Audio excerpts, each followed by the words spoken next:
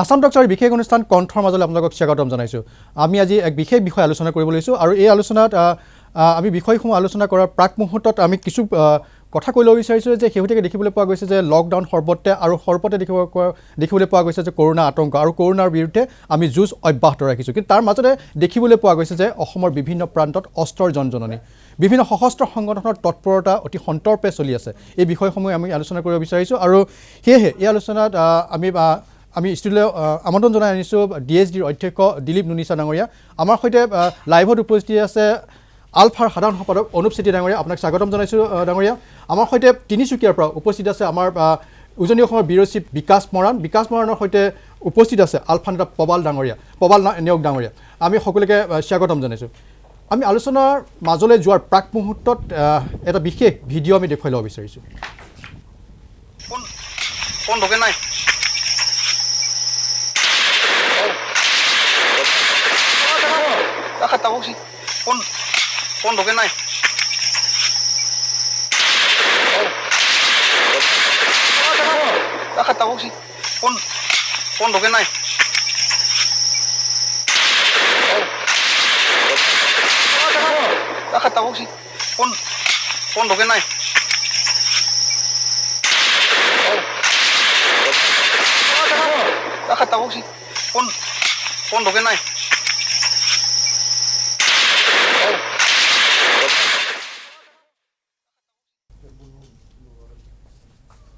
এয়া আছিল এক বিশেষ ভিডিঅ' য'ত দেখিবলৈ পোৱা গৈছে যে এক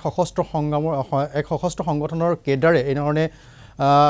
অস্ত্ৰৰ প্ৰশিক্ষণ লৈছে আৰু এয়া অসমৰ ভূমিতে বুলি জানিব পৰা গৈছে। তদুপৰি আন এক ভিডিঅ' আমাৰ হাতত আছে, আমি সেই ভিডিঅ' দেখুৱাই ল'ব বিচাৰিছোঁ। Serang dawa razirau ke kilim daladu ang dini DNL jahi timhasauni kharau jahi krip ne garau jama riladu ebo koila khweban balamha ebo jini krip norde saning bon se duhala jini dimhasawa karbiang longha tubu khudukho sausi kharau raubo mitia naidu gibin organization NGOs welfare society Aru krip khararo butubu mitia naidu ebo koila khuyaban balamha olaiba nindara jing DNL ni hosomni dangya saraubo ebo koila khuyab ke jajauya hi opos khlaiba immediately bon jamanangdu thi karauke khanarila adu chikala koila khukhala jini environment hamyadu bothor hamyadu ode jini communication bo road po hamyadu olaiba nindara jang ebo koila khuba bon jamanangdu thi এক সশস্ত্ৰ সংগঠনৰ নেতৃবৰ্গই এই ধৰণে এক video' প্ৰস্তুত কৰিছে আৰু সেয়া তেওঁলোকে ছ'চিয়েল মিডিয়াত দিছিলে। প্ৰশ্ন উত্থাপিত হৈছে যে যি সময়ত ডিমা হাছাই, মই এইখিনি উল্লেখ কৰিব লাগিব, এই যি ভিজুৱেলছ দেখিলে বা যি বক্তব্য আগবঢ়াইছিলে সেয়া বিদ্ৰোহী নেতাজনে ডিমাচা ভাষাত বক্তব্য আগবঢ়াইছিলে আৰু DNL সংগঠনটোৰ নেতৃত্বই এই বক্তব্য আগবঢ়াইছিলে। প্ৰশ্ন উত্থাপিত হৈছে যি সময়ত ডিমা হাছাও জিলাৰ বিভিন্ন সশস্ত্ৰ সংগঠনে কেন্দ্ৰীয় চৰকাৰৰ সৈতে শান্তি আলোচনালৈ আহিছিলে, শান্তি চুক্তি স্বাক্ষৰিত হৈছিলে, তাৰপিছত শান্তি উভতি আহিছিলে পাহাৰীয়া জিলাখনলৈ। কিন্তু শেহতীয়াকৈ পুনৰ এনেধৰণৰ অস্ত্ৰৰ জননী, এনেধৰণৰ নতুন প্ৰজন্মই পুনৰ যি সশস্ত্ৰ সংগ্ৰাম, সেই সশস্ত্ৰ সংগ্ৰামৰ প্ৰতি ধাৱমান হৈছে। এনে পৰিস্থিতিত আমি দিলীপ নুনিছা ডাঙৰীয়া, আপুনি যিহেতু DSDৰ অধ্যক্ষ আৰু আপোনালোকে শান্তি আলোচনা কৰিছিলে চৰকাৰৰ সৈতে, আজি পুনৰ দেখিবলৈ পোৱা গ'ল যে ডিমা হাছাও জিলাত এনেধৰণৰ সশস্ত্ৰ তৎপৰতা দেখিবলৈ পোৱা গ'ল। একাংশই পুনৰবাৰ অস্ত্ৰ হাতত তুলি ল'বলগীয়া হৈছে। কি পৰিস্থিতি আচলতে এনে পৰিস্থিতিৰ উদ্ভৱ হৈছে বুলি আপুনি ভাবে? এই ভিজুৱেলৰ জৰিয়তে আমি দেখিব পাইছোঁ তেওঁলোকৰ সমস্যা, ৰাজ্যৰ সমস্যা, আৰু প্ৰতিটো সংগঠন এটা উদ্দেশ্যলৈ ওলায়। সেইটো আমাৰ যিটো সংগঠনে চৰকাৰৰ লগত যিটো আমি যুদ্ধবিৰতি কৰি পেলাই আজি 10 বছৰ আলোচনা কৰিলোঁ, আলোচনাৰ মাজেৰে ডিমাচা সমস্যা তথা আমি যিটো প্ৰপ'জ ডিমাৰাজী ষ্টেট বুলি আমি দাবী কৰিছোঁ, ইয়াৰ 10 বছৰ আলোচনাৰ মৰ্মে ইয়াৰ ভিতৰতে দিয়া নিয়াৰ মাজত আমি সমাধান কৰিলোঁ। ৰাইজে বিচাৰিছে, ৰাইজে সমৰ্থন কৰিছে। সেই চুক্তিৰ লিপিবদ্ধবিলাক যিমান আছে আমাৰ সমস্যাৰ কাৰণে সমাধানৰ কাৰণে বা ডিমাচা জাতি বা সেই আমাৰ যিটো যি এলাকাত আমি ফাইট কৰিছোঁ বা আমি আন্দোলন কৰিছোঁ, সেই জাতি জনজাতি সকলৰ কাৰণে সুৰক্ষাৰ কাৰণে আমি চুক্তি লিপিবদ্ধ হৈছোঁ কিন্তু সেই চুক্তি মৰ্মে ভাৰত চৰকাৰ তথা অসম চৰকাৰৰ বা অসম চৰকাৰৰ আমোলাতন্ত্ৰসকলেও ইয়াত কোনো গুৰুত্ব দিয়া নাই সেইটো আমি নিজেও এজ এ মই অধ্যক্ষ হিচাপে আমি ইয়াত সন্তুষ্ট নহয় কাৰণ আজি 2012 চনৰ পৰা 8 অক্টোবৰৰ পৰা আজি ভাৰত চৰকাৰৰ পৰাই হওক অসম চৰকাৰৰ পৰাই হওক বা যিবিলাক ইণ্টাৰেষ্টেড যিবিলাক বিউৰোক্ৰেটছ তেখেতসকলেও বা যিবিলাক ইণ্টাৰেষ্টেড বা যিবিলাক ডেপুটেড যিবিলাক DC বা SP সকলেও এই যে ডিমাচা সমস্যা বা DSDৰ চুক্তিৰ জৰিয়তে যি জাতি জনজাতি বা অন এডভান্স কমিউনিটিৰ কাৰণে যিটো লিপিবদ্ধ আছে আজি কোটি এক্সেপ্ট 200 কোটিৰ যিটো পেকেজ আছে ইয়াৰ বাদে কোনো DSD সংগঠনৰ ল'ৰাবিলাকৰে হওক আৰু চুক্তিত যিটো 17 পেজেছ আমাৰ কিবা আছে পৃষ্ঠা আছে ইয়াৰ কোনো সমাধান হোৱা নাই ইয়াৰ কাৰণে এইবিলাক উৎপত্তি হ'বও পাৰে কিন্তু আমি সকলোকে আহ্বান জনাইছোঁ আৰু এতিয়ালৈকে আমি ছ'চিয়েলি আমি সমজুৱা কাম আমাৰ শিক্ষা ফালে সমাজৰ যিটো সংস্কাৰৰ ফালে আৰু আমাৰ যিটো আন্তঃগাঁথনি ইয়াৰ ওপৰত আমি দিছোঁ মনোযোগ দিছোঁ আৰু আমাৰ সংগঠনৰ যিটো 3600 ইনক্লুডিং চিভিল ষ্টাফ আমাৰ আছে ইয়াৰ ওপৰত চৰকাৰে কোনো গুৰুত্ব দিয়া নাই সমজুৱা পাবে তেওঁলোকৰ স্বাৰ্থত কোনোবা সময়তে ব্যৱহাৰ কৰিব পাৰে এইসকলক তথাপিও আমাৰ যিটো সমস্যা সমাধানৰ পথত যিটো চুক্তি লিপিবদ্ধ হৈছে মই আকৌ কৈছোঁ অসম চৰকাৰ তথা ভাৰত চৰকাৰ যিবিলাক পাৱাৰত আছে ক্ষমতাত আছে আজি কোটি মনোযোগ দিয়া নাই ইয়াৰ পৰাই কোনোবা এটা সন্তুষ্ট নথকা অসন্তুষ্ট থকা যুৱকসকল হ'ব পাৰে আৰু সেই যুৱকসকলৰ যিবিলাক সমস্যা তেওঁলোকৰ সমস্যা নহয় ৰাজ্যৰ সমস্যা সেইটো চৰকাৰ তথা চৰকাৰৰ এজেঞ্চি থকাবিলাক কোনো সমস্যাকে মানে অৱজ্ঞা কৰিব নালাগে এই মই ক'ব বিচাৰিছোঁ নহ'লে ফলশ্ৰুতি এনেধৰণৰ আমি ছবি দেখিবলৈ পাম আপুনি সেই কথাটো ক'ব বিচাৰিছে হয় আমি বিচাৰিছোঁ সমস্যাটো সমাধান হ'ব লাগে মই এতিয়া এইটো পেজ বহি পেলাই এইটো ক্ল'জ নাম্বাৰ এইটো দফা ক'বলৈ নাযাওঁ এইটো চুক্তিত যে কোনোবা চাইন কৰিছে কোনোবা সাক্ষী আছে বা সেই সময়ত কংগ্ৰেছ চৰকাৰ এতিয়া BJP চৰকাৰ মই ক'ব নাযাওঁ যি চৰকাৰেই নহওক ভাৰত চৰকাৰ যি চৰকাৰেই নহওক অসম চৰকাৰ যি আমোলাতন হওক অসমৰে হয় ইণ্ডিয়াৰে হয় ভাৰতৰে হয় সেই হেতু কোনো সংগঠনৰ বা কোনো যে অসম চুক্তি হওক বা UPDSৰ চুক্তি হওক NDB হওক বা আলফাই হওক কোনো চুক্তিত যিটো লিপিবদ্ধ আছে সেইটো দিলীপ নৈচৰ চুক্তি নহয় বা কোনোবাৰ এইটো এই ব্যক্তিগত চুক্তি নহয় সমজুৱাৰ কাৰণে সেয়ে চৰকাৰ যিহেতু elected by the people for the people so the government of India, government of Assam should take initiative seriously for the implementation pace to pace time bound হ'ব লাগে এবাৰ আমি যাব লৈছোঁ অনুপ চেতিয়া ডাঙৰীয়া আছিলে অনুপ চেতিয়া ডাঙৰীয়া দিলীপ নুনিছা ডাঙৰীয়াই যি কথা উল্লেখ কৰিছে যে আচলতে শান্তি চুক্তিৰ ফলত তেওঁলোকে যি প্ৰতিশ্ৰুতি দিয়া হৈছিল বা যি চুক্তি যি লিপিবদ্ধ আছিলে সেয়া কাৰ্যকৰী নোহোৱাৰ কাৰণে আচলতে এনেধৰণৰ দৃশ্য আমি দেখিবলৈ পাইছোঁ আপোনালোকৰ আলোচনা অব্যাহত আছে কেন্দ্ৰীয় চৰকাৰ ৰাজ্য চৰকাৰৰ সৈতে আপোনালোকৰ আলোচনা মই প্ৰথমতে জানিব বিচাৰিছোঁ কোনটো পৰ্যায়ত আছে আজি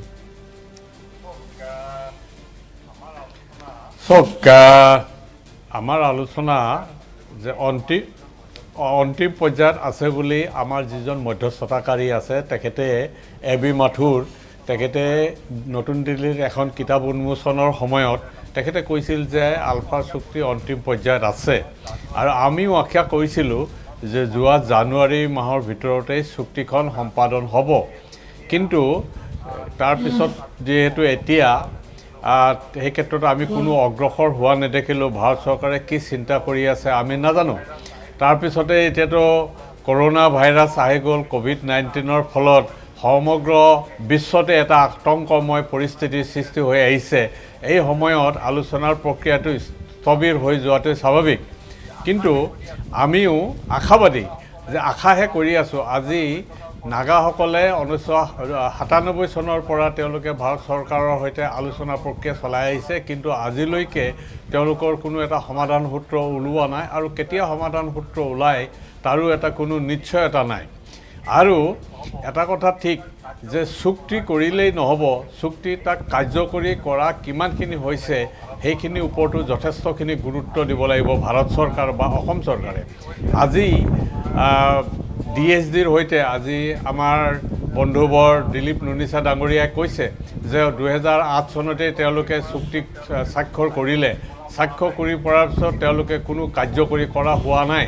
গতিকে চুক্তিৰ নামত যদি চুক্তি কৰে তেতিয়াহ'লে স্বাভাৱিকভাৱে যিসকল যুৱক আছে তেওঁলোকে মানে ইয়াৰ প্ৰতি আস্থা হেৰুৱাব গণতন্ত্ৰৰ প্ৰতি আস্থা হেৰুৱাব আৰু পুনৰ তেওঁলোকৈ পূৰ্বৰ পথলৈ বা হাবিলৈ যোৱাৰ এটা প্ৰৱণতা তেওঁলোকৰ মানসিকতাত গা কৰি উঠিব আৰু তেওঁলোকে এটা কথাই চিন্তা কৰিব যে ভাৰত চৰকাৰে আমাৰ খিলঞ্জীয়া মানুহৰ যিদৰে মানসিকতাক গুৰুত্ব দিয়াৰ প্ৰয়োজন আছিল সন্মান জনোৱাৰ প্ৰয়োজন আছিল তাৰ প্ৰতি তেওঁলোকে সন্মান আৰু মৰ্যাদা দিয়া নাই আৰু তাৰ কাৰণেই তেওঁলোকে হাবিলৈ যোৱাৰ প্ৰৱণতা এটা পুনৰ গা কৰি উঠিছে আৰু এই ক্ষেত্ৰত বিশেষকৈ চৰকাৰে ভাৰত চৰকাৰেই চৰকাৰৰ ওপৰতে বিশেষকৈ নিৰ্ভৰ কৰিব তেওঁলোকে এটা পৰিৱেশ সৃষ্টি কৰাৰ কাৰণে কাৰ্যকৰী ব্যৱস্থা গ্ৰহণ কৰিব লাগিব আৰু যি পৰিৱেশৰ দ্বাৰা যাতে নতুন প্ৰজন্ম সশস্ত্ৰ সংগ্ৰামৰ প্ৰতি আকৰ্ষিত হৈ নাযায় সেই পৰিৱেশটো ভাৰত চৰকাৰে ৰচনা কৰিব লাগিব আৰু তাকে যদি নকৰে তেতিয়াহ'লে তেওঁলোকে অকল চুক্তিৰ নামত চুক্তি কৰে আজি দিলীপ নুনিছা ডাঙৰীয়াই কৈছে তেওঁলোকৰ লগত চুক্তি হৈ গ'ল কিন্তু আজিলৈকে তাক কাৰ্যকৰী কৰা হোৱা নাই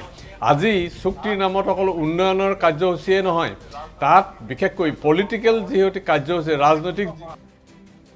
চুক্তিত সন্নিৱিষ্ট কৰা হয় সেইখিনিৰ ওপৰতে বিশেষ গুৰুত্ব দিয়াৰ প্ৰয়োজন আছে বুলি ভাবোঁ আৰু এই ক্ষেত্ৰত ভাৰত চৰকাৰে বিশেষকৈ অসম মানে আলফাৰ সৈতে যিটো আলোচনা প্ৰক্ৰিয়া অব্যাহত আছে এই প্ৰক্ৰিয়াত বিশেষকৈ উন্নয়নৰ ক্ষেত্ৰতে চৰকাৰৰ এটা ধাৰাবাহিক এটা মানে তেওঁলোকৰ দায়িত্ব যে উন্নয়ন তেওঁলোকে কৰিবই লাগিব উন্নয়নৰ কাৰণেতো আমি সশস্ত্ৰ সংগ্ৰাম কৰা নাছিলোঁ আমি কৈছিলোঁ এটা ৰাজনৈতিক সমাধানৰ কাৰণে গতিকে ৰাজনৈতিক সমাধানৰ কাৰণে ভাৰত চৰকাৰে এটা ৰাজনৈতিকভাৱে কিছু মানে পদক্ষেপ গ্ৰহণ কৰিব লাগিব কিছু দাবী দাবা মানি ল'ব লাগিব ৰাজনৈতিক অধিকাৰ তেওঁলোকে দিব লাগিব তেতিয়াহে নৱপ্ৰজন্ম বা জনগণ সন্তুষ্ট হ'ব এই কথাটো ভাৰত চৰকাৰে মানে গুৰুত্ব সহকাৰে বিবেচনা কৰিব লাগিব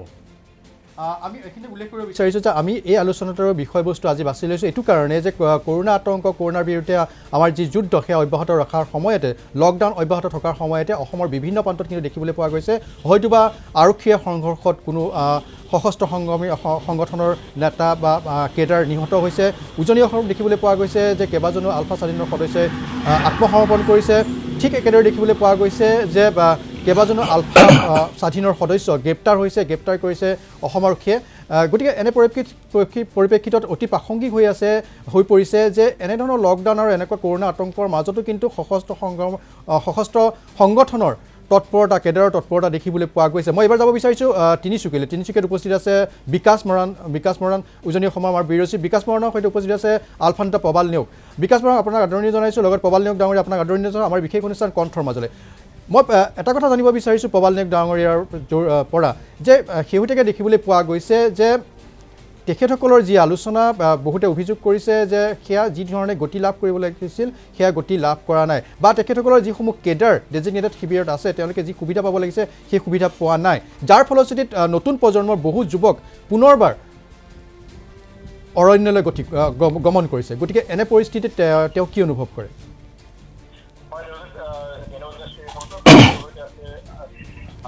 হয় দেৱজিৎ ধন্যবাদ জনাইছোঁ এই মুহূৰ্তত আৰু মোৰ সৈতে আছে আলফা নেতা প্ৰবাল নেওগ যিহেতু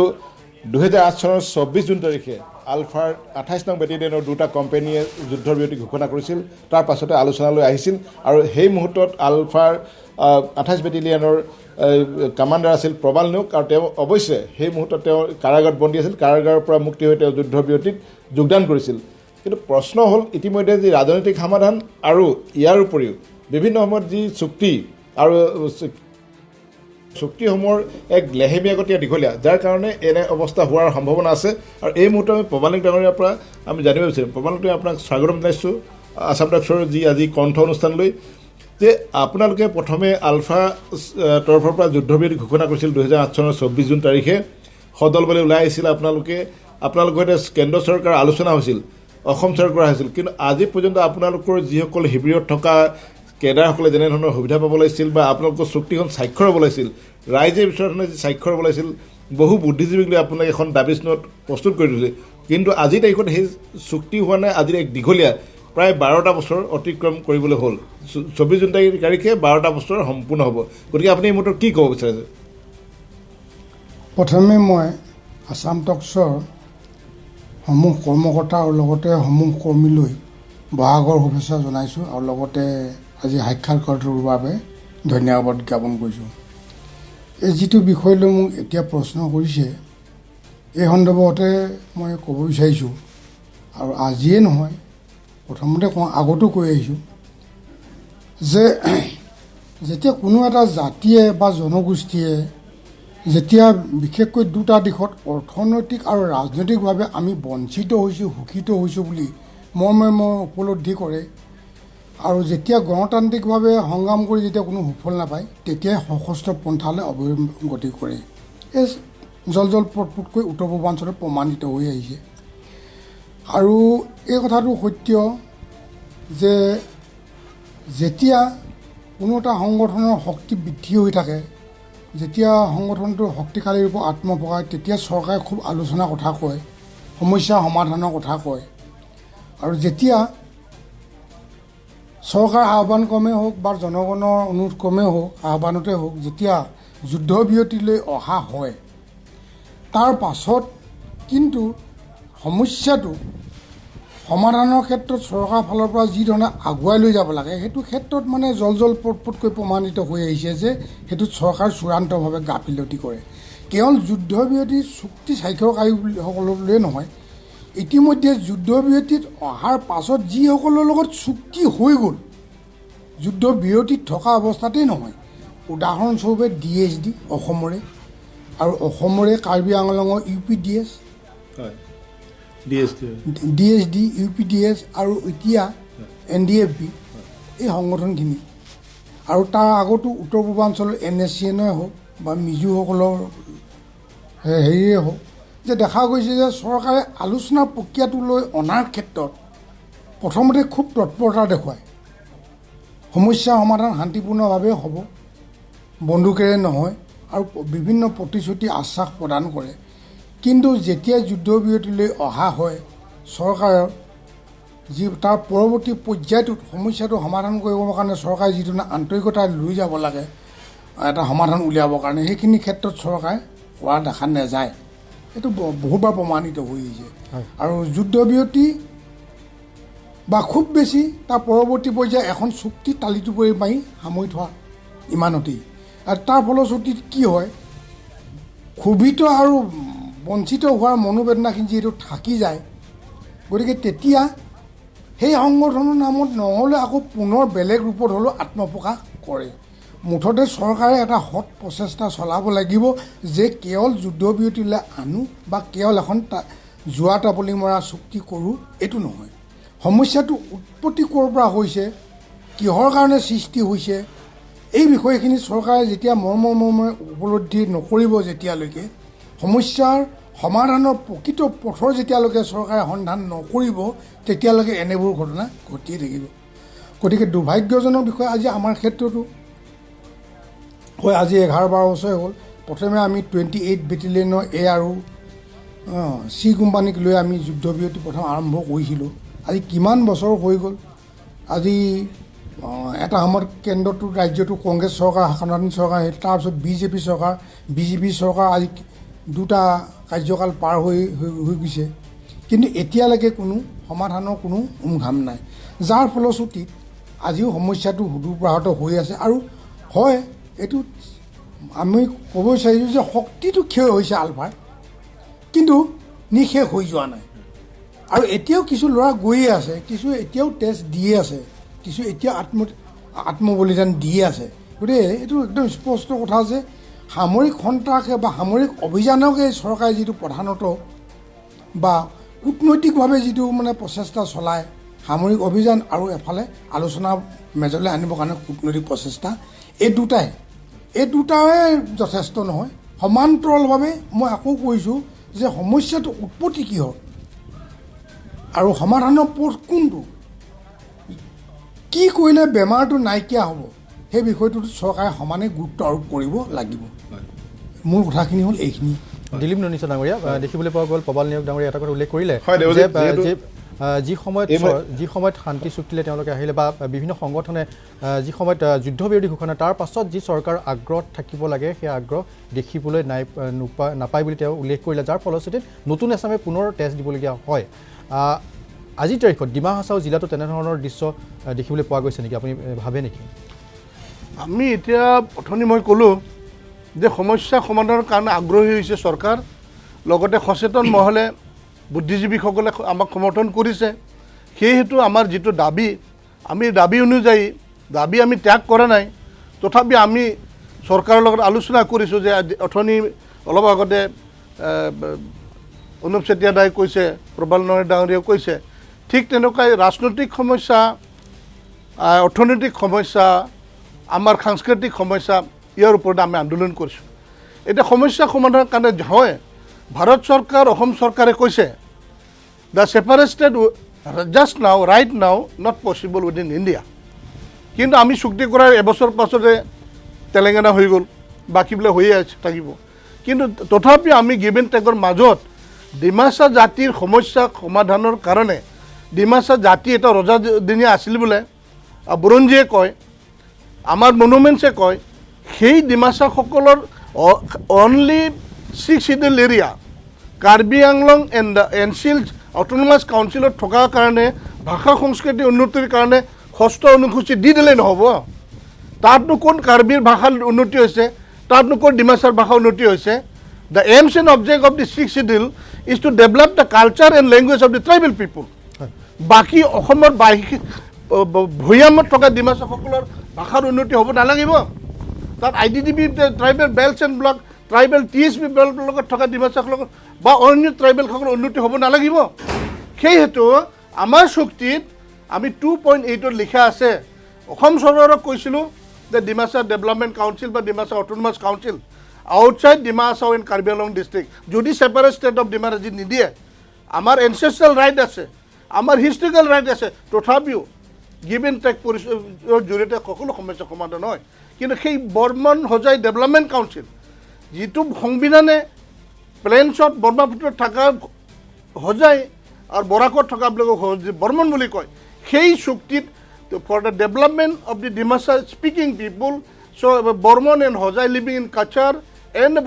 Brahmaputra valley, there will be created a development council and the government of Assam will be supporting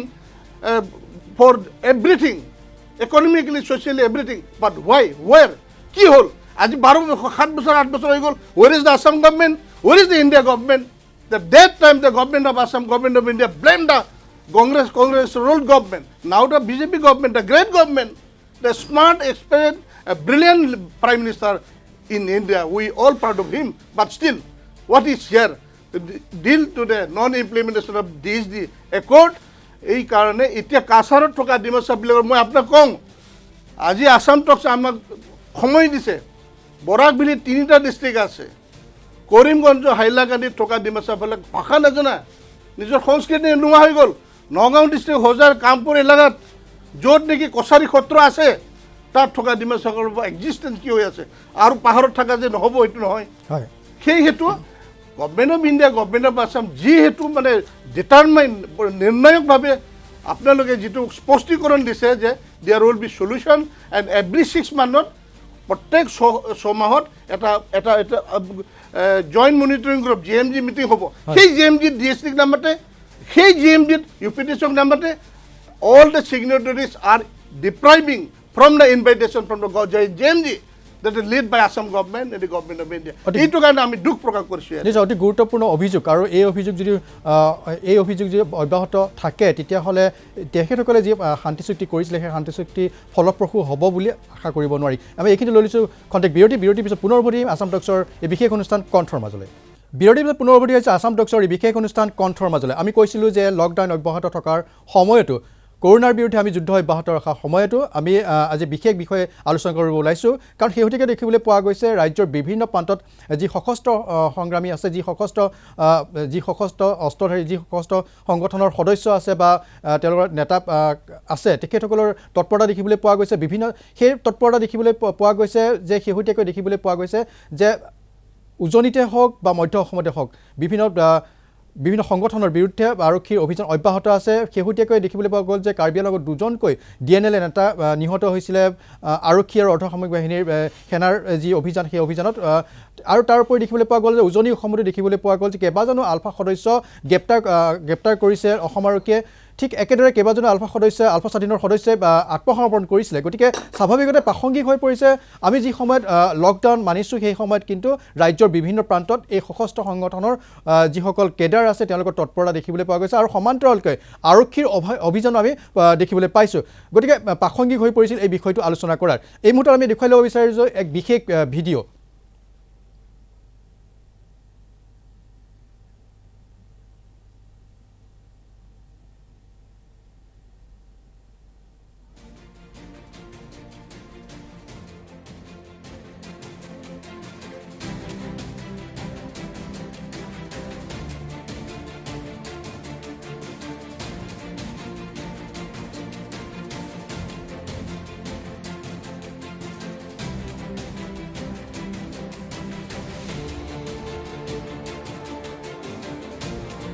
পোৱা গৈছে অত্যাধুনিক মাৰণাস্ত্ৰৰে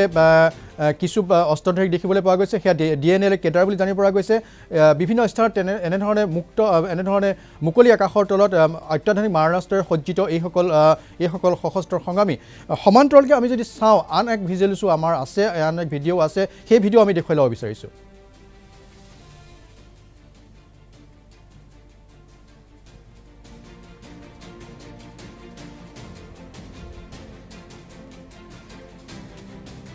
কিছু কাৰিকৰী বিজুতি হৈছে বা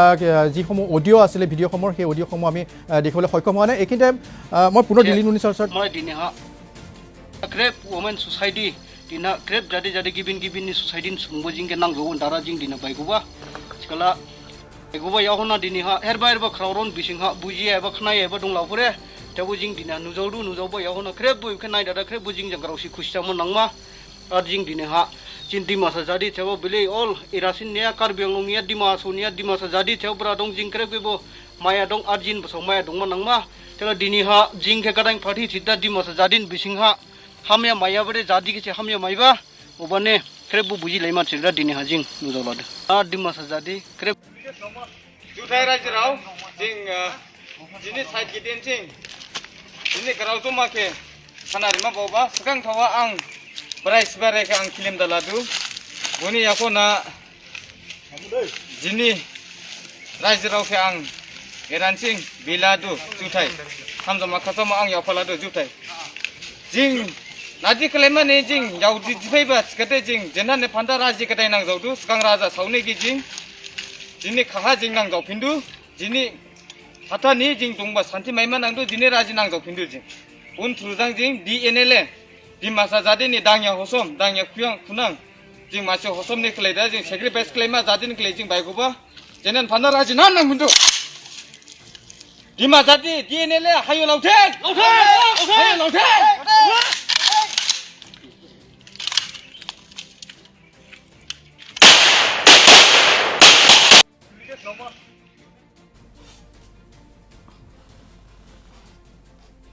অতি দুৰ্ভাগ্যজনক বুলি ক'ব লাগিব যি সময়ত কেইবাটাও সশস্ত্ৰ সংগঠনৰ সৈতে ডিমা হাছাওৰ কেইবাটাও সশস্ত্ৰ সংগঠনৰ সৈতে কেন্দ্ৰীয় চৰকাৰ ৰাজ্য চৰকাৰে আলোচনাত মিলিত হৈছিলে শান্তি আলোচনাত আৰু তাৰ পাছত চুক্তি স্বাক্ষৰিত হৈছিলে সকলোৱে আশা কৰিছিলে যে ডিমা হাছাওলৈ শান্তি ঘূৰি আহিছে আৰু সেয়া আমি দেখিবলৈ পাইছিলোঁ পৰৱৰ্তী সময়ত কিন্তু শেহতীয়াকৈ এনেধৰণৰ উত্থান দেখিবলৈ পোৱা গৈছে সশস্ত্ৰ সংগ্ৰামৰ আন একাংশ পুনৰ অস্ত্ৰ হাতত তুলি লৈছে এই যে যিসমূহ এই সশস্ত্ৰ আমি দেখিবলৈ পাইছোঁ অত্যাধুনিক মাৰণাস্ত্ৰৰ সজ্জিত তেখেতসকলে আমি এটা কথা উল্লেখ কৰিছিলোঁ কিছু সময় পূৰ্বে যে আপোনালোকৰ যি আলোচনা বা যি শান্তি চুক্তি সেই শান্তি চুক্তিৰ প্ৰতি চৰকাৰৰ সঁহাৰি সঠিক ৰূপে নোপোৱাৰ কাৰণে একাংশই হাতত অস্ত্ৰ তুলিবলগীয়া হৈছে কিন্তু তাৰ উপৰিও আন আনুষংগিক কিবা বিষয় ইয়াত জড়িত হৈ থাকে নেকি কোনোবাই হয়তো বা পৰিচিত কৰিব পাৰে নেকি বাৰু দিলীপ নুনিছ ডাঙৰীয়া সশস্ত্ৰ সংগ্ৰাম কোনেও কৰিব নিবিচাৰে এইটো এই বিষয়টো সকলোৱে জানে কোনোবা বন্দুক ওলাই কোনোবা কিবা টকা কালেকশ্যন কৰি নিজে ধনী হ'ব বা এইটো বিষয় নহয় সৰ্বপ্ৰথমতে প্ৰত্যেকটো আন্দোলনকাৰীয়ে জাতিৰ অস্তিত্ব সংকট হ'লে আৰু ৰাজনৈতিকভাৱে যেতিয়া ডমিনেণ্ট হয় এক্সপ্লইটেশ্যন হয় ইকনমিকেলি ছাপ্ৰেশ্যন হয় সেইটো আৰু নিজৰ অস্তিত্ব বচাবৰ কাৰণে আন্দোলন হয় কিন্তু সেই আন্দোলনৰ বিষয়টো এটা বৰ্তমান মই আপুনি কোৱা নিচিনা মই ক'ব বেছি নাই তথাপিও মই ক'বলৈ যোৱাটো এইটোৱে আছে যে যিহেতু ভাৰত চৰকাৰে এটা ডিমাচা সমস্যা সমাধানৰ কাৰণে আগবাঢ়ি আহিছে অসম চৰকাৰে সমৰ্থন কৰিছে সেই সমস্যা সমাধানৰ যিটো অসম চৰকাৰ বা ভাৰতৰ যিটো আমি ছাপোৰ্ট পালোঁ সমৰ্থন পালোঁ সেই মৰ্মে আমি চুক্তি লিপিবদ্ধ হৈছে চুক্তি লিপিবদ্ধ হোৱাৰ লগে লগে প্ৰত্যেকটো জনগোষ্ঠী জাতি জনগোষ্ঠী ভাষা ধৰ্ম ৱেলকাম কৰিছে আহ্বান জনাইছে স্বাগতম জনাইছে কিন্তু আজি সেই সমস্যা সমাধানৰ কাৰণে যিটো লিপিবদ্ধ আছে সেই দফাবিলাক চুক্তি ৰূপায়ণ হোৱা নাই ৰূপায়ণ হোৱাৰ আগতে ভাৰত চৰকাৰ অসম চৰকাৰে এটা প্ৰলোভন নহয় এটা আশা দিছে যে আপোনালোকৰ যিটো hopes and aspiration the hopes and aspiration of the Dimasa people and other people living in that area proposed by this group shall be implemented properly in letter and spirit. এইটো কোৱা হৈছে কিন্তু আজি মোৰ যিটো সদস্যসকল আছে ল'ৰা বা ছোৱালী বা যিবিলাক আমাৰ সমৰ্থনত থকা যিবিলাক পুলিচৰ লগত এৰেষ্ট হৈছে বা কিবা হৈছে তেওঁলোকৰ যিটো withdrawal of cases and other rehabilitation of the cadres এইটো government of Assam government of India লোৱা নাই লগতে যিটো গভৰ্ণমেণ্টে কৈছে যে আমি টিভিত দেখি থাকোঁ এলেহুৱাৰ কাৰণে টকা ল'বৰ কাৰণে আন্দোলন কৰিছে কোৱাও আমি দেখোঁ কিন্তু এতিয়া আমি 8 বছৰ 9 বছৰ এগ্ৰিমেণ্ট হোৱাৰ পাছতো নিজে সেল্ফ ৰিহেবিলিটেশ্যন কৰি আছোঁ কোনোবা কোম্পানীত গৈ আছে কোনোবা কিবা কৈ আছে মই লিড কৰি কিমান বা গভৰ্ণমেণ্টৰ প্ৰজেক্ট আনিলোঁ বা আমি নিজে সেল্ফ ৰিহেবিলিটেশ্যন কাৰণে ডায়েৰী চায়েৰী কিবা কিবি কৰিলোঁ আজি গভৰ্ণমেণ্ট অফ আছামৰ তাত আহিলে গভৰ্ণমেণ্ট অফ ইণ্ডিয়া তাত আহিলে কাউন্সিলে প্ৰপ'জ কৰি দিলেও ছাপোৰ্ট কৰি দিলেও ৰিকমেণ্ড কৰি দিলেও অসম চৰকাৰ তাত সেইটো 5 বছৰ 2 বছৰ 3 বছৰ পৰি থাকে আৰু ইয়াৰ আমোলাসকলে অফিচাৰ বিষয়াসকলে ইয়াৰ সমৰ্থন আৰু সময়মতে সময়ৰ খৰ মাৰিলে খোৱাপুৰ মাংস খাবলৈ পায় বুলি কয় অসমীয়াত কিন্তু আমাৰ প্ৰজেক্টবিলাক যিটো সেল্ফ ৰিহেবিলিটেশ্যন কাৰণে যিটো আমি ল'ৰাবিলাকক কওঁ আপোনালোকে বন্দুক নুঠাব মই প্ৰজেক্ট বনাইছোঁ দেই কাৰ্বি আংলঙত পৰি আছে ডিমাচত পৰি আছে আনিলোঁ অসমত কিন্তু অসম চৰকাৰৰ আমোলাসকলেৰে এইটো ডিলিং প্ৰচেছ কৰে বহাগৰ বিহু মাৰিবলৈ যদি ঢোল বনাব লাগে পেঁপা বনাব লাগে জেঠ মাহত দিলে ভুল হ'ব জানো ঠিক তেনেকুৱা ভাৰত চৰকাৰৰ টকা ল'বলৈ হ'লে অসম চৰকাৰে সময়মতে কাৰ্বি আংলং অট'নমাছ কাউন্সিলে ডিমা হাছাও অট'নমাছ কাউন্সিলে নগাঁও ডিষ্ট্ৰিক্ট কাছাৰ ডিষ্ট্ৰিক্ট হোজাই কৰিমগঞ্জ য'ত আমাৰ DSD-বিলাকৰ ল'ৰাবিলাক আছে নাগালেণ্ডত সেই কনচাৰ্ণ গভৰ্ণমেণ্ট অফিচিয়েলবিলাকে তেওঁলোকে কনষ্ট্ৰাকটিভ থিংকিং হ'ব লাগিব এইটোৱে নহয় যে 10 পইচা পালেহে মই ফৰৱাৰ্ড কৰিম এনেকুৱা হোৱাৰ পাছত এই যে যিটো মই আপোনাক কৈছোঁ মই এজ এ সংগঠনৰ অধ্যক্ষ হিচাপে মোৰ কাৰ্যটো এই যে বন্দুক মাৰি আছে সিহঁতেও চাই আছে আৰু যিবিলাক হাল মাৰি আছে সিহঁতেও চাই আছে যিবিলাক বেংগলোৰত এতিয়া কৰোণাৰ কাৰণে তাতে পৰি আছে সিহঁতেও চাই আছে মই যদি ছাৰে কৰি আছোঁ বুলি কিন্তু কোনটো অসম চৰকাৰৰ আমোলা কোনটো ভাৰত চৰকাৰৰ যিবিলাক ছিগনেটাৰী এতিয়া ৰিটায়াৰমেণ্ট হৈ গ'ল শম্ভু সিং PC হোল্ডাৰ গুচি গ'ল মাথুৰ ছাৰ এতিয়াও আছে কিন্তু তেখেতসকলে আমাক ছাপোৰ্ট কৰি আছে মই খঙেৰে ক'ব বিচাৰোঁ এনেকুৱা যদি হৈ থাকে আৰু ভাৰত চৰকাৰ অসম চৰকাৰ আৰু কোনো মন্ত্ৰী মহোদয় বা জইণ্ট ছেক্ৰেটাৰী নাভাবিব যে এটা অৰ্গেনাইজেশ্যন শেষ হ'ল under the leadership of Dilip Norja this is gone and it is good for nothing এইটো ভাবিলে নহ'ব মানুহ মই বুঢ়া হ'ম কিন্তু স্পিৰিট আত্মা আমাৰ যিটো মুভমেণ্ট স্পিৰিট কেতিয়াও শেষ নহ'ব সেইহেতু the hopes and aspiration of the people must be fulfilled by the government of India. Since government of India assured agreed in the DST Accord. মই এইটো কাৰণে বিচাৰোঁ সেইহেতু এতিয়া বন্দুকধাৰী তাত ইয়াৰ যে যিটো DNL বুলি কৈছে কি থাকে মোৰ ল'ৰাও থাকিব পাৰে মই নকওঁ যে নাই কিন্তু মই গভৰ্ণমেণ্ট অফ অসমৰ SP DC সবকে কৈছোঁ কিন্তু nobody helps us. Only the Dilip Nunisa that is leading. মই গৌৰৱ কৰা নাই কিন্তু বাকীবিলাক চাই আছে ছাৰে কি কৰি আছে ছাৰে যদি ভাল মাংস আনে ছাৰে যদি ফল মূল আনে আমিও ভগাই খাম সঁচা মই ভগাই খাবলৈ বিচাৰিছোঁ but the government agencies never allowed never support নিশ্চয় আমি বিষয়টো পুনৰ আলোচনা কৰি পিনে এইখিনি লৈ লৈছোঁ খন্তেক বিৰতিৰ পিছত পুনৰ উভতি আছাম টক্সৰ বিশেষ অনুষ্ঠান কণ্ঠৰ মাজলৈ বিৰতিৰ পিছত পুনৰ উভতি হৈছে আছাম টক্সৰ বিশেষ অনুষ্ঠান কণ্ঠৰ মাজলৈ মই এবাৰ যাব বিচাৰিছোঁ আলফাৰ সাধাৰণ সম্পাদক অনুপ চেতিয়া ডাঙৰীয়াৰ ওচৰলৈ অনুপ চেতিয়া ডাঙৰীয়া কিছু সময় পূৰ্বে বিৰতিলৈ যোৱাৰ পূৰ্বে দিলীপ নুনিছা ডাঙৰীয়া এটা কথা উল্লেখ কৰিছে যে তেখেতসকলৰ যিসমূহ কেডাৰ সেই কেডাৰসমূহৰ বিৰুদ্ধে থকা পুৰণি গোচৰসমূহ আজি পৰ্যন্ত গুচাই দিয়া নহ'ল, আঁতৰাই দিয়া নহ'ল, যাৰ ফলশ্ৰুতি বিভিন্ন হাৰাশাস্তিৰ সন্মুখীন হ'বলগীয়া হৈছে। লগতে এই কথা তেওঁ উল্লেখ কৰিছে যে তেওঁলোকৰ যিসমূহ কেডাৰ আছে সেইসকলৰ কাৰণে বিভিন্ন প্ৰজেক্ট হাতত লোৱা হয়, কিন্তু তাৰ প্ৰতি চৰকাৰ তথা প্ৰশাসনৰ বৰমূৰীয়াসকলে সঁহাৰি নজনায়। আপোনালোকৰ ক্ষেত্ৰতো একেই হৈছে নেকি বাৰু? চাওক, প্ৰথমেই মই আপোনালোকে আজি যিটো বিষয়ৰ ওপৰত আলোচনা কৰিছে, আয়োজন কৰিছে যে গোটেই বিশ্বত এতিয়া COVID-19ৰ কাৰণে আতংকময় পৰিস্থিতিৰ ওপৰত সেই পাহাৰতে হওক, গাঁৱতে হওক, য'তেই থাকক তেওঁলোকে আতংকজনক এটা পৰিস্থিতিৰ মাজত বসবাস কৰি আছে। গতিকে এই সময়ত সশস্ত্ৰ বাহিনীসমূহে অসমৰ চুকে কোণে, গাঁৱে ভূঞে, হাবিয়ে জংঘলে যিদৰে এটা তেওঁলোকৰ সশস্ত্ৰ তৎপৰতা চলাবৰ কাৰণে প্ৰয়াস চলাইছে, গতিকে তেওঁলোকৰ প্ৰতি এটা আহ্বান জনাইছোঁ যে আজি ডিমা হাছাওত এজনক কিডনেপ কৰিছে বুলি আমি শুনিছোঁ, প্ৰচাৰ মাধ্যমৰ জৰিয়তে জানিবলৈ পাইছোঁ। কোনে কিডনেপ কৰিছে আমি এতিয়ালৈকে স্পষ্ট নহয়। গতিকে এটা কথা ক'বলৈ বিচাৰিছোঁ যে এই সময়ছোৱাত যাতে তেওঁলোকে মানে নিজৰ তৎপৰতা বৃদ্ধি নকৰি ৰাইজ এনে আতংকৰ মাজত আছে, পুনৰ আতংকৰ মাজত যাতে ঠেলি নিদিয়ে তাৰ সকলোবিলাক সশস্ত্ৰ গ্ৰুপৰ কাৰণে তেওঁলোকৰ প্ৰতি আহ্বান জনাইছোঁ। আৰু আন এটা কথা, যিটো মানে আমাৰ বন্ধুবৰ দিলীপ নুনিছা ডাঙৰীয়াই যিটো কথা কৈ গ'ল, সঁচাই এটা কথা, তেওঁৰ কথাখিনি সঁচাই মই দুখ লাগিছে। আজি আমি অসমৰ বৃহত্তৰ বৰ অসম আমি কৈছিলোঁ, বৰ অসম ভাঙি গৈ পেলাই আমি মিজোৰামক হেৰুৱালোঁ, নাগালেণ্ডক হেৰুৱালোঁ, মেঘালয় গুচি গ'ল। আজি ডিমা হাছাওৱে আমাৰ পৰা আঁতৰি যাবলৈ বিচাৰিছে, আজি কাৰ্বি আংলঙৰে আমাৰ পৰা আঁতৰি যাবলৈ কৈছে, BTC অঞ্চলৰ পৰা আমাৰ বিচাৰিছে। গতিকে আজি বিভিন্ন খিলঞ্জীয়া জনগোষ্ঠীসমূহে আমাৰ পৰা আঁতৰি যাবলৈ বিচাৰিছে কিয়? এইটো এটাই কথাই হ'ল যে আমাৰ যিসকল শাসক শ্ৰেণী আছে, বিশেষকৈ অসম চৰকাৰৰ যিসকলৰ গাদীত বহি আছে, সেই যি দলৰে নহওক, আজি AGPয়ে হওক, BJPয়ে হওক, কংগ্ৰেছে হওক, যিয়ে নহওক লাগে, তেওঁলোকে কিন্তু এই জনগোষ্ঠীয় খিলঞ্জীয়া মানুহখিনিৰ তেওঁলোকে সন্মান আৰু মৰ্যাদা, তেওঁলোকৰ যিখিনি দাবী আছিল, এই দাবীৰ প্ৰতি তেওঁলোকে গুৰুত্ব দিয়া প্ৰয়োজন আছিল বুলি ভাবোঁ। আজি তেওঁলোকৰ পৰা পৃথক হৈ যোৱাৰ, অসমৰ পৰা পৃথক হৈ যোৱাৰ মানসিকতা, আজি তেওঁলোকে আমাৰ যিটো কাৰ্যকলাপ, এই কাৰ্যকলাপৰ ফলতেই তেওঁলোকে আজি ভাবিবলৈ বাধ্য হৈছে। তাৰ কাৰণে আজি দিলীপ নুনিছাহঁতৰ তেওঁলোকৰ মনত যিটো ক্ষোভ, পুঞ্জীভূত ক্ষোভ জাগৰিত হৈ আছে, সেই কথাখিনি জাগৰিত ক্ষোভখিনিক মানে মষিমূৰ কৰিবৰ কাৰণে ৰাষ্ট্ৰযন্ত্ৰই এটা ব্যৱস্থা গ্ৰহণ কৰিব লাগিব। আমি সাধাৰণ ৰাইজে তেওঁলোকক সহমৰ্মিতা জনাব পাৰোঁ, যিটো কিন্তু কাৰ্যক্ষেত্ৰত আমি তেওঁলোকক সহযোগিতা বা তেওঁলোকক আমি সহায় কৰিব নোৱাৰোঁ। আমি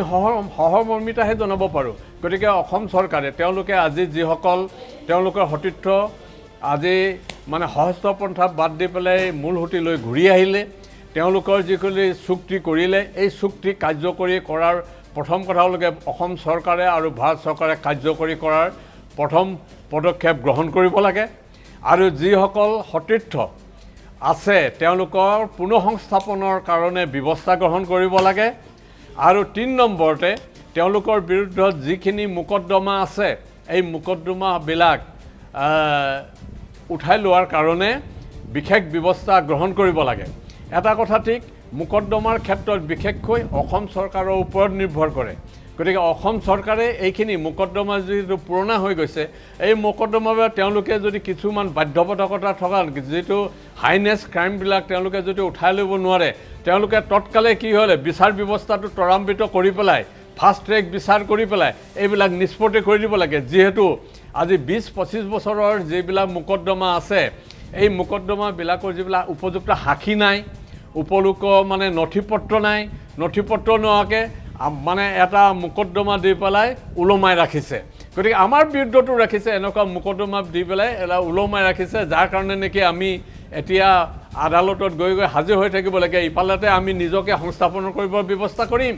নে আকৌ মোকদ্দমালৈ আদালতৰ হাজিৰ হ'মগৈ, যাৰ কাৰণে আমাৰ অৰ্থনৈতিক দিশতো আমি কিন্তু নিজকে স্বাৱলম্বী কৰিব পৰা নাই। ইফালে কেছ খেলি থাকিবলগীয়া আছে, এইখিনি বহু সমস্যা আছে। আজি যিটো কথা দিলীপ নুনিছে বাস্তৱত উপলব্ধি কৰিছে, আৰু এই গোটেই বস্তুখিনি অসম চৰকাৰে আৰু ভাৰত চৰকাৰে বিশেষভাৱে গুৰুত্ব দিব লাগিব বুলি মই বিশেষকৈ চৰকাৰৰ প্ৰতি আহ্বান জনাইছোঁ। হয়, আমি এইখিনিতে অনুষ্ঠিত ডাঙৰীয়া, প্ৰবাল নেওগ ডাঙৰীয়া আৰু দিলীপ নুনিছা ডাঙৰীয়া, আমি এইখিনিতে আন এক ভিডিঅ' দেখুৱাই ল'ব বিচাৰিছোঁ য'ত কিছু গুৰুত্বপূৰ্ণ বিষয় প্ৰতিফলিত হৈছে। Your name? My name is Minot Pongla, sir. Which organization? DNLA. Rank? Army chief. From where did you get weapons? We got weapons from the NSNI. We found one parchi in your wallet in which a list of items including RDX, detonator, it was written. From where did you get it? From the NSNI. ইয়াত দেখা পালে যে DNLৰ যি army chief গৰাকী সেইগৰাকীকে গ্ৰেপ্তাৰ হৈছিলে সেনাবাহিনী আৰক্ষীৰ অভিযানত, আৰু গ্ৰেপ্তাৰ হোৱাৰ পাছত আৰক্ষীৰ জেৰাত প্ৰকাশ কৰিছিলে এই তথ্য যে তেওঁলোকৰ যিসমূহ আৰ্মছ, সেয়া আৰ্মছ যোগান ধৰে NSNIM-এ। মই তিনিচুকীয়ালৈ যাব বিচাৰিছোঁ, প্ৰবাল নেওগ ডাঙৰীয়াৰ জানিব বিচাৰিছোঁ বিকাশ মৰণৰ জৰিয়তে যে নতুন উগ্ৰপন্থী, নতুন সশস্ত্ৰ সংগঠন জন্ম হৈছে ডিমা হাছাওত, আৰু সেইসকলক অত্যাধুনিক মাৰাস্ত্ৰ যোগান ধৰিছে NSNIM-এ। ইয়াৰ আঁৰত কিবা ৰহস্য থাকিব পাৰে নেকি?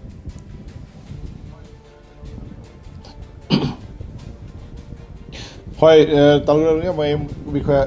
প্ৰশ্ন কৰিম। ইতিমধ্যে আমাৰ মাজত আছে প্ৰবাল নেওগ ডাঙৰীয়া, যিহেতু বিভিন্ন সময়ত NSNৰ দৰে যি সংগঠনে বিভিন্ন অসমৰ বিভিন্ন বিদ্ৰোহীসকলক অস্ত্ৰ শস্ত্ৰ যোগান ধৰা বা তেওঁলোকে সহায় কৰা দেখা যায়। ইতিমধ্যে আমি প্ৰবাল নেওগ দেখিবলৈ পাইছোঁ যে DNLA, যিটো ডিমা নেশ্যনেল লিবাৰেশ্যন আৰ্মি, তেওঁলোকক ইতিমধ্যে NSNIM-ৰ তৰফৰ পৰা অস্ত্ৰ শস্ত্ৰ যোগান ধৰা বুলি তেওঁলোকৰ যিগৰাকী সেনা প্ৰধান, যিগৰাকী গ্ৰেপ্তাৰ হৈছে কেইদিনমান পূৰ্বে গাজাও, তেখেতে উল্লেখ কৰিছে সেনাৰ যি ইণ্টাৰগেশ্যন তদন্তৰ সময়ত। গতিকে এনে হ'ব পাৰে নেকি যে NSNIM-এ অসমত বিদ্ৰোহী সংগঠনক তেওঁলোকে ইয়াত এটা সহযোগ কৰি অসমৰ ভেটি তেওঁলোকৰ সংগঠনৰ যি শক্তি, এই শক্তি প্ৰদৰ্শন কৰিব বিচাৰিব পাৰে নেকি? মই সঠিককৈ ক'ব নোৱাৰিম যে এতিয়া যিটো নৱগঠিত যিটো সংগঠন উত্তৰ কাছাৰত জন্ম হৈছে DNA বুলি, তাক NSNIM নে কে হেল্প কৰিছে, NSNৰ কোনটো সংগঠনে সহায় কৰিছে অস্ত্ৰ শস্ত্ৰ প্ৰশিক্ষণৰ, মই সঠিককৈ ক'ব নোৱাৰিম। কিন্তু পূৰ্ব অভিজ্ঞতাৰ ভিত্তিত এটা কথা কিন্তু সত্য ক'বলৈ বিচাৰিছোঁ, সমগ্ৰ উত্তৰ পূৰ্বাঞ্চলত প্ৰধানতঃ NSNIM আৰু কে, মুঠতে NSN দুয়োটা সৈতে লগাই কৈছোঁ, আৰু অসমৰ আলফা, আৰু অন্য আটাইতে মণিপুৰৰ দুটা সংগঠন UNLF আৰু PLA। এইকেইটা সংগঠনৰ উত্তৰ পূৰ্বাঞ্চলত যিবিলাক সংগঠন জন্ম হৈছে, ভাতৃপ্ৰতিম আলফাৰ দৰে একেই যিবিলাক সংগঠন, এইবিলাকৰ কিন্তু এইকেইটা সংগঠন মই উল্লেখ কৰি যোৱা যিকেইটা সংগঠন, এইকেইটা সংগঠনৰ লগত অৰ্থাৎ NSNIM-ও হ'ব পাৰে, কেও হ'ব পাৰে, PLA-ও হ'ব পাৰে, বা UNLF-ও হ'ব পাৰে, বা আলফাও হ'ব পাৰে। উত্তৰ পূৰ্বাঞ্চলৰ এইকেইটা সংগঠনৰ লগত প্ৰত্যক্ষ কিংবা পৰোক্ষভাৱে হ'লেও এটা সম্পৰ্ক থাকিবই লাগিব, থাকেই। এইটো ভৱিষ্যতো আছে, আগতো আছিলে আৰু আগলৈকো থাকিবই, এইটো সত্য কথা। আৰু বিশেষকৈ এইটো সন্দৰ্ভত মই আৰু এটা কথা অলপ ক'ব বিচাৰিছোঁ অভিজ্ঞতাৰ ভিত্তিতেই। বিশেষকৈ NSNIM-এ অসমৰ ক্ষেত্ৰখনক লৈ বেছি উৎসাহিত বা লালায়িত। ইয়াৰ কাৰণ দুটা, সংগঠনটোৰ আদৰ্শগত লাইনত নহয়, অৰ্থনৈতিক দিশত তেওঁলোকে টনকিয়াল হ'বৰ কাৰণে ইয়াত বিশেষকৈ অসমৰ পৰা যোৱা সংগঠনবিলাকক NSNIM-এ কেৱল মানে অৰ্থনৈতিক দিশটোৰ ওপৰত মানে শক্তিশালী কৰিবৰ কাৰণেই, নিজৰ পুঁজি শক্তিশালী কৰিবৰ কাৰণেই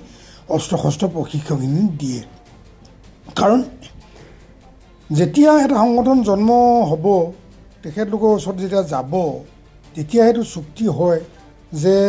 ট্ৰেইনিং দিব, প্ৰশিক্ষণ দিব, অস্ত্ৰ শস্ত্ৰ দিব, ইয়াৰ বিপৰীতে জইণ্ট কালেকশ্যন হ'ব, ইয়াতে আশ্ৰয় ল'ব, এনেকুৱাখিনি চুক্তি হয়। ইয়াৰ বিপৰীতে কিন্তু NSCN কে ক্ষেত্ৰত কিছু কথাটো সুকীয়া NSCN কে প্ৰধানতঃ আদৰ্শগত দিশত কিছু সহায় কৰে আশ্ৰয় দিয়ে সহযোগিতাখিনি আগবঢ়ায় কিন্তু IMৰ ক্ষেত্ৰত সেইটো নহয় আদৰ্শগত দিশটো গৌণ NSCNে নিজৰ শক্তিশালী স্থিতি এটা উত্তৰ পূৰ্বাঞ্চলৰ ভিত্তিত কেৱল মণিপুৰ বা নাগালেণ্ডত বুলিয়ে নহয় সমগ্ৰ উত্তৰ পূৰ্বাঞ্চলত তেওঁলোকৰ নিজৰ স্বাৰ্থৰ সেইখিনিৰ কাৰণে আৰু বিশেষকৈ অৰ্থনৈতিক দিশত এটা শক্তিশালী স্থিতি লাভ কৰিবৰ কাৰণেই যিমানবিলাক সংগঠন যায় নতুন সংগঠনে যিবিলাকে হাত পাতেকৈ সহায় সহযোগ বিচাৰি যায় সকলোকে নিৰাশ নকৰি প্ৰশিক্ষণ আৰু অস্ত্ৰ শস্ত্ৰ প্ৰাৰম্ভিক পৰ্যায়ত দিয়াৰ ব্যৱস্থাখিনি কৰেই ইয়াৰ দীৰ্ঘদিনীয়া অভিজ্ঞতাৰ ভিত্তিতে কথাখিনি কৈছোঁ হয় দিলীপ নিশা ডাঙৰীয়া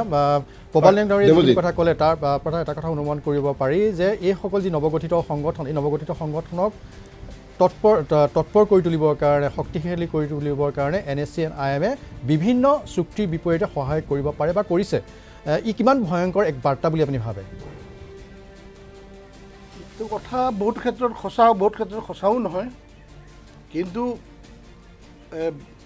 কথাতে কয় যে য'তেই ইচ্ছা ত'তেই পথ আলফাকে কোনোবাই সহায় কৰিছে এনেকুৱা নহয় DSD কোনোবা সহায় কৰিছে এনেকুৱা নহয় নিজৰ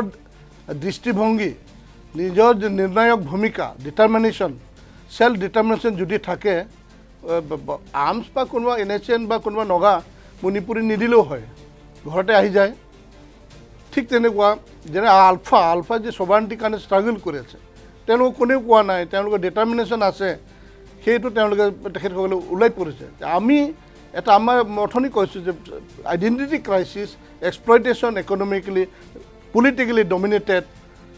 সেইটো আমি পুৰঞ্জী পঢ়ি বা আমাৰ নিজৰ অস্তিত্ব জানিছোঁ কিন্তু সেইটো আমি বন্দুক এটা ষ্ট্ৰাগলৰ এটা হাতিয়াৰ হিচাপে লৈছোঁ কিন্তু কোনোবা মাৰিবৰ কাৰণে নহয় এতিয়া আপুনি কওক যে দিল্লী পাৰ্লিয়ামেণ্টত কোনোবা আহি পেলাই এটেক কৰি গ'ল থাউজেণ্ড আৰ্মি আছে তাতে ইণ্ডিয়ান আৰ্মিক মাৰি পেলাই গুচি গ'ল কোনেও ধৰা নপৰিলে ঠিক আছে কাক লৈ দিছে তাৰ কোনোবা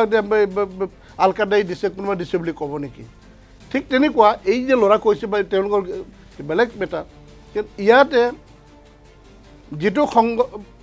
অস্ত্ৰ বিক্ৰী কৰা স্মাগলিং কোনোবা থাকিবই পাৰ্মানেণ্টলি কিন্তু সেইটো ৰিমুভ কৰিবৰ কাৰণে কিন্তু আপৰোড কৰিবৰ কাৰণে ভাৰতৰ বা অসমৰ সচেতন মহল যিবিলাক বুদ্ধিজীৱী বুলি কয় শিক্ষাবিদ বুলি কয় যদি আমি ইয়াৰ অথনি আমাৰ দাদা অনুপ চেতিয়াদাই কোৱা নিচিনা এইবিলাক গৈছে আমি কেনেকৈ সামৰি এটাকৈ থাকিম তেতিয়াহ'লে গভৰ্ণমেণ্ট অফ ইণ্ডিয়া আমাক ডমিনেট কৰি পেলাই পিটি লৈ পেলাই কিবা কৰি পেলাইহে you must be within India বুলি কয় এতিয়া আমি ডিমাৰেজি ছেপাৰেট ষ্টেট বিচাৰিছোঁ আৰু বিচাৰি থাকিম কিন্তু অসম চৰকাৰ অসম পুলিচে SPS কোনোবা গগৈ কোনোবা কি মৰাণ গৈ পেলাই পিটিম চালা এইবিলাক কছাৰীবিলাক কি কৰিম কয় ভাষাটো অশ্লীল সেই অশ্লীলতা গভৰ্ণমেণ্ট অফ ইণ্ডিয়াৰ আৰ্মিবিলাকে যিটো মেণ্টেলিটি অসমৰ ওপৰত জাপি গোৰ মাৰি পেলাই কথাটো কয় অসমীয়া সন্তানে বা কোনোবা লাচিতৰ তেজ বুলি কয় কোনোবা চিলাৰে তেজ বুলি সেইবিলাক মাৰিলেও মৰিলেও এই হাৱাতে ঘূৰি থাকে আৰু মুভমেণ্ট বন্ধ নহয় সেই হেতু মই ক'বলৈ মন যোৱাটো বেষ্ট অন মানে অনুপ চেতিয়াদা ডিমাচাবিলাকৰ সমস্যা বা কাৰ্বিবিলাকৰ সমস্যা বা অসমৰ সমস্যা যদিহে আমাৰ সমস্যা সমাধান হ'বলৈ হ'লে ফাৰ্ষ্ট টাইম ছিষ্টেমটো বদলিব লাগে ছিষ্টেমত বহা SP DGP সব ইহঁতৰ mentality should be for the cause of Assamese people. নিশ্চয় not for stomach. হয় আমি একেটা লৈ ল'ব বিচাৰোঁ খন্তেক বিৰতি পুনৰ উভতি আছাম টকছৰ বিশেষ অনুষ্ঠান কণ্ঠৰ মাজলৈ বিৰতি পুনৰ উভতি আছে আছাম টকছৰ বিশেষ অনুষ্ঠান কণ্ঠৰ মাজলৈ আমি কৈ আছিলোঁ যে এই লকডাউনৰ মাজতো আমি এক বিশেষ বিষয় আলোচনা কৰিবলগীয়া হৈছে আৰু এইটো কাৰণে কৰিবলগীয়া হৈছে যে অসমৰ বিভিন্ন প্ৰান্তত দেখিবলৈ পোৱা গৈছে বৰ্তমানেও সশস্ত্ৰ সংগঠনৰ যিসকল কৰ্মী আছে তেওঁলোকৰ তৎপৰতা দেখিবলৈ পোৱা গৈছে সমান্তৰালকৈ দেখিবলৈ পোৱা গৈছে আৰক্ষীৰ অভিযান তেওঁলোকৰ বিৰুদ্ধে দেখিবলৈ পোৱা গৈছে কিন্তু আপোনালোকে শুনি আচৰিত হ'ব বা অতি গুৰুত্বপূৰ্ণ বিষয় হ'ল যে এই লকডাউনৰ মাজতেও কিন্তু অসমত অপহৰণকাণ্ড সংঘটিত হৈছে ডিমা হাছাও জিলাত এই অপহৰণকাণ্ড সংঘটিত হৈছে আমি সেই সন্দৰ্ভত এক প্ৰতিবেদন প্ৰথমে দেখুৱাই ল'ব বিচাৰিছোঁ ডিমা হাছাওত চাঞ্চল্যকৰ অপহৰণ কাণ্ড গোচৰ ৰুজুৰ পিছতো কাণ সাৰ নাই আৰক্ষীৰ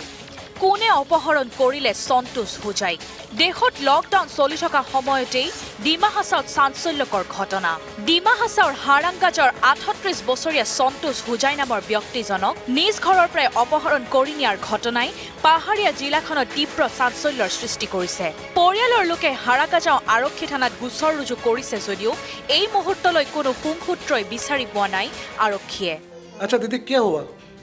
कल शाम को 6 बजे में 6 यहाँ 6-10 ईशा होगा आई के 4 आदमी आया हम लोग का ग्रिल का सामने में बरामदा में आया आई के पूछा मालिक कहाँ में बोल के पूछा तो बोला मालिक नहीं बोला शाम फोन लेने के लिए आया आने में वो लोग हमारा हस्बैंड को पकड़ के वो गाड़ी में ऐसे ऐसे ले गया बाद में हम बोला ये बोल के हम भी दौड़ के गया हम जाने में हमको बोला ये लोग क्या ऐसे तो मालूम नहीं ग्रह करके हम भी आवाज़ सुना हम ऐसे जाने में मोटो बोल के हमको ऐसे এজাহাৰত স্পষ্ট উল্লেখ যোৱা 24/4/2020তেই কোনো অজ্ঞাত লোকে অপহৰণ কৰিছিল সন্তোষ হোজাই কিন্তু মঙলবাৰে 94 ঘণ্টা অতিক্ৰম কৰাৰ পিছতো আৰক্ষীয়ে বিচাৰি পোৱা নাই কোনো ক্লু अभी जो हम लोग का इन्वेस्टिगेशन पूरा चल रहा है इंक्वायरी चल रहा है ऑपरेशन चल रहा है जगह में हम लोग जो करना है जो वो हम लोग कर रहा है हम लोग पूरा मशीनरी जितना सब हम लोग यूज़ कर रहे हैं जितना फोर्स है सब यूज़ कर रहे हैं जब भी कुछ भी खबर मिलेगा हम लोग बता देगा आप लोगों को हम लोग होपफुल कि जो भी होगा जल्दी होगा सब लोग 2 दिन तो हो गया नहीं वो बात नहीं कब जाने के बाद वही बात तो आप लोग तो एसपी को कन्वे किया ना एसपी ने क्या बोला वही बोला कन्वे किया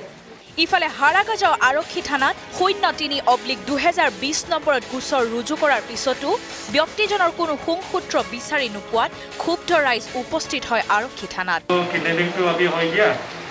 जो परसों को हुआ रहा शनिवार को 24 तारीख को हुआ रहा तो 2 दिन हो गया ইয়াত দেখা পালে যে লকডাউনৰ মাজতে ডিমা হাছাওত যি অপহৰণকাণ্ড সংঘটিত হৈছিলে সেই সন্দৰ্ভত আমি এক প্ৰতিবেদন প্ৰস্তুত কৰিছিলোঁ দিলীপ নুনিছা ডাঙৰীয়া আপোনাৰ একালৰ সতীৰ্থক এইদৰে অপহৰণ কৰা হ'ল আজি 25 তাৰিখে অপহৃত হৈছিলে আজি পৰ্যন্ত তেওঁৰ কোনো সুংসূত্ৰ ওলোৱা নাই এই অপহৰণকাৰত কোন থাকিব পাৰে বা তেওঁক কিয় অপহৰণ কৰা হৈছে বুলি আপুনি ভাবে সন্তোষ হোজাই তেওঁ এজন চিম্পুল আৰু 10 বছৰ গভৰ্ণমেণ্টৰ লগত আলোচনা জংগলত থাকোঁতে তেওঁৰ কোনো কেছ নাই চিম্পুল মাইণ্ডেড চিম্পুল লিভিং তেওঁ সৰু মৰা কণ্টেক্ট কৰি বা যদিও গভৰ্ণমেণ্ট অফ ইণ্ডিয়া আসাম একো দিয়া নাই তথাপিও সেল্ফ ৰিহেবিলিটেশ্যন কৰিছে পাথৰ বিজনেছ কৰিছে ঘৰতে আছিলে কি কিডনেপ হোৱাৰ আগতে ঘৰৰ ওচৰে চুবুৰীয়াতে উইথ আৰ্মছ ব্লেক ড্ৰেছ লৈ পেলাই 3-4জন আছিলে আৰু এই Bolero white number without number Bolero এটা আহিছিলে যেতিয়া তেওঁ 6:30 মানত ঘৰত আহিলে তেওঁ মানে জেচিবি বা কিবা ল'ব বুলি তেওঁ লৈ পেলাই গুচি গ'ল লকডাউনৰ মাজতে লকডাউনৰ সময়ত কোনো এজন যেতিয়া মানুহে ঘৰৰ ফেমিলিয়ে গৈছে থানাই কৈছিলে যে আমাৰ তাত এটা চৰাই উৰিব নোৱাৰে আমাৰ পাৰ্মিশ্যন নহ'লে ক'ৰ পৰা ক'ত গাড়ী আহিব তো যদি আহিব হ'লে হাফলঙৰ পুলিচ আহিব পাৰি বুলি ঘৰৰ মানুহক কৈছিলে কিন্তু এইতে জাঠিংগা পৰা হাফলং হাৰাংগাজৰ আহোঁতে জাঠিংগাত লকডাউন কাৰণে পুলিচ আছে কোন হ'ব উইদাউট নাম্বাৰ এইটো ইণ্ডিয়া মিষ্টাৰ ইণ্ডিয়াটো নহয় যে দেখা নাপাব সেইটো আৰু যিটো ঘৰৰ ষ্টেটমেণ্ট আৰু আমি দেখিছোঁ নাম্বাৰলেছ গাড়ীটো উঠে আমাৰ তাতে এজন ডিএছপি ৰেংকৰ এজন মানুহ সূৰ্যকান্ত মৰাণ আৰু তেওঁলোকে ঘূৰি থাকে আৰু পুলিচৰ এতিয়াও তাতে গাড়ী আছে কিন্তু এতিয়াও তাতে কোনো অৰ্গেনাইজেশ্যন নাই না IM আছে না কাপলা আছে না DNL আছে নবডি ইজ দেয়াৰ না আলফা আছে কোনো নাই তেতিয়াহ'লে ইয়াত কোনোবা হনুমান নিচিনা কৰিব আহি পেলাই উঠাব সেইটো ডাইৰেক্টলি যিটো আমি ৰিপৰ্ট পাইছোঁ গভৰ্ণমেণ্ট এজেঞ্চি তাত ইনভলভ আছে বুলি কৈ আছে এইটো ফেমিলি আৰু তাৰপিছত আপুনি এতিয়া নিজে CID ইনভেষ্টিগেশ্যন কৰিলে আপুনি পাব আৰু ইয়াৰ লগতে মই ক'ব দুখৰে ক'ব বিচাৰিছোঁ government of India government of আছামে এইটো মানে আণ্ডাৰ এষ্টিমেট কৰি থাকে যোৱাবাৰ ৰাজেশ নাইডিং তেখেতৰ ঘৰৰ কাষতে থানাৰ পৰা 100 মিটাৰ দূৰতে উইথ ফুল অফ ইউনিফৰ্ম মানে গভৰ্ণমেণ্টৰ আৰ্মিৰ নিচিনা গুলি কৰি পেলাই গুচি গ'ল আমি CBI ইনকুৱাৰীৰ কাৰণে হোম মিনিষ্টাৰক ডিমাণ্ড কৰিছোঁ আজিলৈকে কাণ নাই প্ৰণৱ নুনিছাক ডিফু টাউনৰ কাষতে অলপ দূৰতে এম্বুছ কৰিছে 6টা গুলি লাগিলে তেওঁ বাচি আছে এতিয়া 3rd টাইম আমি কি কৰিম কিন্তু ইয়াৰ কাৰণে আমি SP DCক আমি নিমন্ত্ৰণ কৰিছোঁ আমাৰ ডিমা হাছাওত যিমান tribal non tribal affairs body memorandum দিছে দাবী কৰিছে আৰু মই গভৰ্ণমেণ্ট অফ ইণ্ডিয়া এতিয়া AB মাথুৰ ডাঙৰীয়াক আমি কৈছোঁ তেখেতে DGP কথা পাতিলে মই DGP কথা পাতিলোঁ ল এণ্ড অৰ্ডাৰ GPC কথা পাতিলোঁ হয়। বাট অনলি নোটেড এতিয়ালৈকে একো হোৱা নাই আমি অনুষ্ঠান শেষলৈ আহিছোঁ অনুপ চেতিয়া ডাঙৰীয়া আপুনি কি ক'ব এই অপহৰণ কাণ্ডৰ সন্দৰ্ভত যি বক্তব্য আগবঢ়াইছে দিলীপ মুনিচা ডাঙৰীয়া এইটো সঁচাই খুব দুখজনক খবৰ কাৰণ তেওঁ এটা খুব এটা ডাঙৰ ব্যৱসায়ীও নহয় সৰু সৰু ব্যৱসায় কৰি পেলাই তেওঁ চলাই আছে নিজকে সংস্থাপন কৰিবৰ কাৰণে চেষ্টা কৰিছিলে গতিকে যি পক্ষই নহওক তেওঁলোকে যাতে তেওঁ সুস্থ শৰীৰে পৰিয়ালটোৰ ওচৰলৈ পঠাই দিয়ে যিহেতু পৰিয়ালটো ইতিমধ্যেই কৰোনা লৈ পেলাই আতংকৰ মধ্যত আছে এই আতংকৰ মধ্যত যাতে পৰিয়ালটোক এতিয়া মানে এই চিন্তাগ্ৰস্ততাৰ পৰা মুক্ত কৰে তাৰ বাবে যি পক্ষই নহওক সি যেহেতু দিলীপ মুনিচাৰ পৰা জানিলোঁ তেওঁলোকে সন্দেহ কৰিছে যে চৰকাৰী পক্ষই কৰিছে বুলি তেওঁলোকে সন্দেহ কৰিছে গতিকে এইটো ক্ষেত্ৰত বিশেষকৈ অসম চৰকাৰৰ মাননীয় মুখ্যমন্ত্ৰী ডাঙৰীয়াই যিহেতু তেওঁৰ গৃহমন্ত্ৰীৰ দায়িত্বত আছে তেওঁ এটা স্পষ্টীকৰণ দিয়াটো উচিত বুলি ভাবোঁ আৰু তেওঁ যদি অসম চৰকাৰৰ হেফাজতত তেওঁ নাই বা অসম চৰকাৰে এই ক্ষেত্ৰত জড়িত নহয় সেইটো অন্ততঃ অসম চৰকাৰৰ গৃহ মন্ত্ৰণালয়ৰ তৰফৰ পৰা স্পষ্ট হোৱাটো আমি অসমৰ ৰাইজক জনোৱাটো আমি বিচাৰোঁ আৰু যদি কোনো সশস্ত্ৰ সংগঠনে নিছে তেখেতক এই পৰিয়ালটোৰ প্ৰতি লক্ষ্য ৰাখি আৰু বৰ্তমান যি বিশ্বত সমগ্ৰ বিশ্বতে মানে আতংকজনক এটা পৰিস্থিতিৰ সৃষ্টি হৈ আছে এই পৰিস্থিতিৰ পৰা পৰিয়ালটোক মুক্ত কৰি তেওঁক সুস্থ শৰীৰে পৰিয়ালটোৰ ওচৰলৈ যাতে ঘূৰাই পঠায় তাৰ বাবে সশস্ত্ৰ গোটে যদি কোনোবাই কৰিছে তাৰ তেওঁলোকৰ প্ৰতি আহ্বান জনাইছোঁ নিশ্চয় আমি আশা কৰিছোঁ যে এনেধৰণৰ ৰহস্য আবৃত হৈ থকা এই অপহৰণ কাণ্ডত যিসকল জড়িত সেইসকলে অন্ততঃ বা অতি শীঘ্ৰে এই অপহৰণ যিহেতু অপহৃত ব্যক্তি তেওঁক মুকলি কৰি দিব আমি অনুষ্ঠানৰ আমি বিদায় ল'ব বিচাৰিছোঁ আমি ধন্যবাদ জনাইছোঁ অনুপ চেতিয়া ডাঙৰীয়া আমি ধন্যবাদ জনাইছোঁ প্ৰবাল নেওগ ডাঙৰীয়াক আৰু আমি ধন্যবাদ জনাইছোঁ ষ্টুডিঅ'ত উপস্থিত থকা দিলীপ মুনিচা ডাঙৰীয়াক আমি বিদায় লৈছোঁ আসাম টকছৰ বিশেষ অনুষ্ঠান কণ্ঠৰ পৰা